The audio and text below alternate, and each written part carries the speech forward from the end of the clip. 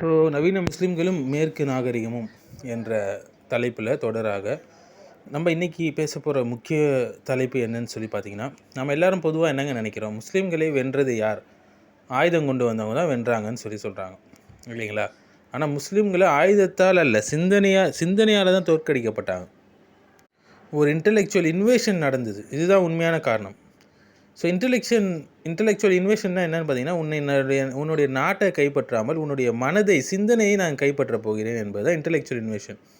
இதனுடைய பொருள் என்னன்னு பார்த்தீங்கன்னா, ஒரு கல்ச்சுரல் சேஞ்ச், திங்கிங்கில் சேஞ்ச் ஏற்படுத்துது, வேல்யூஸில் சேஞ்ச் ஏற்படுத்துது. அது வெளியில் முஸ்லீமு, சிந்தனையிலும் உள்ளத்துலேயும் அவர் ஒரு வெஸ்டர்ன் மைண்ட் செட்டில், மேற்கத்த சிந்தனையில் இருப்பார்.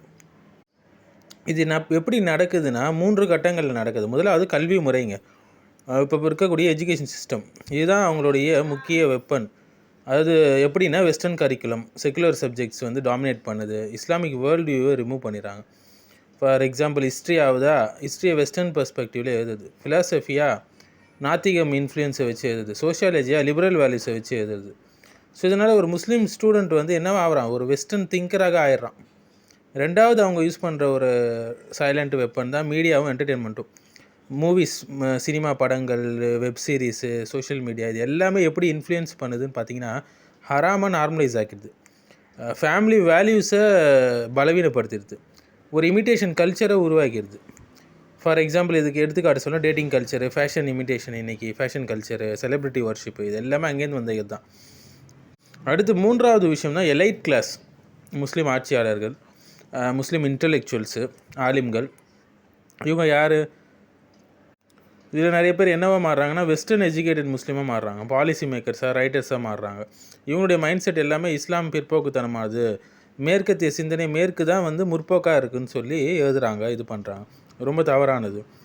அடுத்து காலனித்துவம் என்ன தாக்கத்தை ஏற்படுத்துச்சின்னு பார்த்தீங்கன்னா, ஃபிசிக்கல் காலனைசேஷன் நடந்தது ஃபஸ்ட்டு. அதாவது நிலங்கள் கைப்பற்றப்பட்டது, ஆர்மி வந்துச்சு, இதை எல்லாராலையும் புரிஞ்சிக்க முடியும். ஆனால் இன்டெலெக்சுவல் காலனைசேஷன் ஒன்று வந்தது. அது தெரியுங்களா உங்களுக்கு? இன்டெலெக்சுவல் காலனித்துவம், மக்களுடைய சிந்தனையை ஆக்குபை பண்ணாங்க, புது புது ஐடியாஸ் வந்தது. இதனால் இது ஸ்லோவாக தாங்க நடக்கும், எல்லாருக்குமே தெரியாது. விஷயம் தெரிஞ்சவங்க அதை அறிந்து கொள்வாங்க. ஸோ பொலிட்டிக்கல் இண்டிபெண்டன்ஸ் வந்தாலும் மென்டல் ஸ்லேவரி இன்னும் இருக்குது. ஃபார் எக்ஸாம்பிள், முஸ்லீம் கண்ட்ரி இருக்குது, ஆனால் வெஸ்டர்ன் லாஸ் இருக்குது. எஜுகேஷன் சிஸ்டம் வெஸ்டர்ன் சிஸ்டமாக இருக்குது. கல்ச்சர் வெஸ்டர்ன் கல்ச்சராக இருக்குது. ஸோ இதனுடைய விளைவு என்னென்னு பார்த்தீங்கன்னா, முஸ்லீம் கன்ஃபியூஸ் ஆகுறாங்க. நான் யார்? இஸ்லாம் ஃபாலோ பண்ணி ஆகணுமா, இல்லை மேற்கை நான் ஃபாலோ பண்ணணுமா அப்படின்னு ஒரு டபுள் பர்சனாலிட்டியில் எல்லாருமே உருவாகிறாங்க. ஸோ முஸ்லீம்களுடைய மிகப்பெரிய எதிரி வெளியிலாம் இல்லைங்க, அவங்களுக்கு உள்ளே தாங்க இருக்கிறாங்க. Westernised Muslims, secularism Muslims, liberal திங்கர்ஸை பற்றி பேசுகிறோம். நல்லா பாதுகாத்த நல்ல முஸ்லீம்கள் எல்லா காலத்துலையும் இருக்க தான் செய்கிறார்கள். ஸோ இதனால் தீன் வீக் ஆகுது, தீனை ஃபாலோ பண்ணுறது வீக் ஆகுது, தொழுகை குறையுது, ஹிஜாபை ரிமூவ் பண்ணுறாங்க, ஹராம் நார்மலைஸ் ஆகுது.